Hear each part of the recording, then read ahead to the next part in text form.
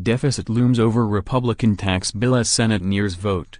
Washington, Reuters. Congressional Republicans scrambled on Wednesday to reformulate their tax cut bill to satisfy lawmakers worried about how much it would expand the federal deficit, as the measure moved toward a decisive U.S. Senate floor vote later this week.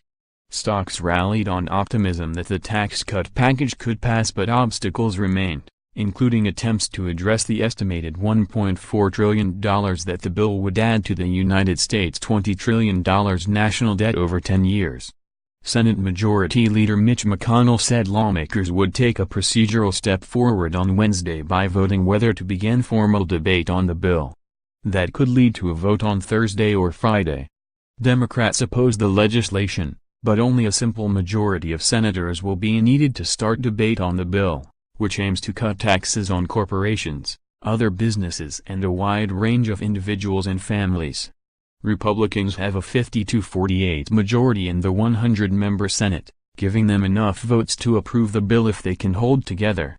Without Democratic support, Republicans can afford to lose no more than 2 of their own votes.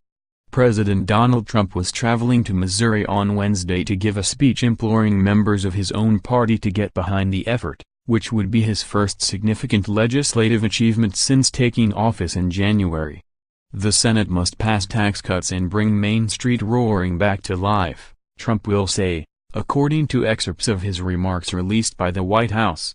Democrats say the tax cuts are a giveaway for corporations and the wealthy at the expense of working Americans. The bill was developed behind closed doors by a small group of senior congressional and Trump administration figures, with the Republican rank and file have little input and Democrats not involved.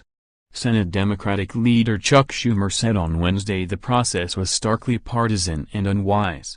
We're potentially only one day away from a final vote on a bill to rewrite the U.S. tax code, and significant parts of the Republican bill are still up in the air.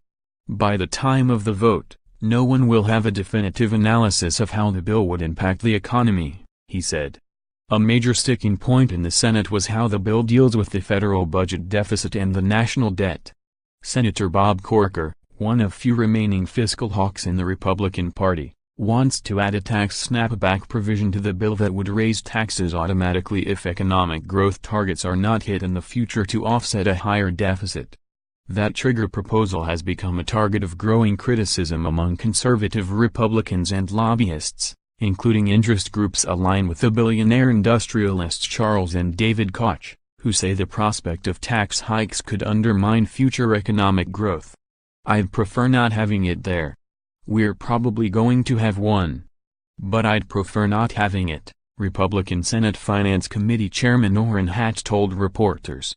Getting a deal done. Republican Senator David Perdue, a businessman from Georgia, said lawmakers could find common ground on a measure that delays any tax hike for at least 5 years and spreads the prospective burden among those who benefit from Republican tax cuts.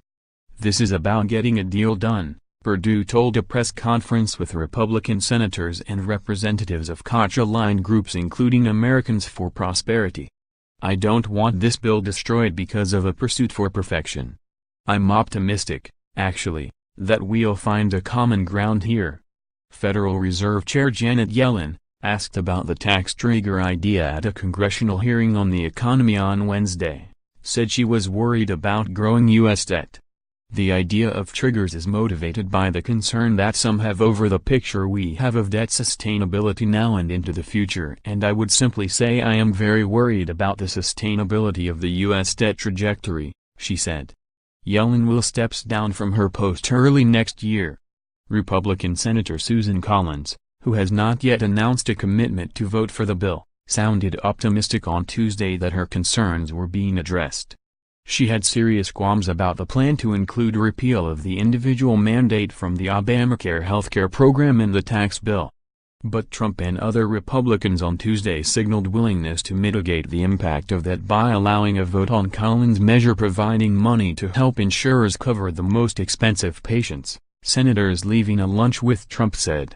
Trump indicated he would support putting the Collins provision, and another proposal continuing Obamacare subsidy payments for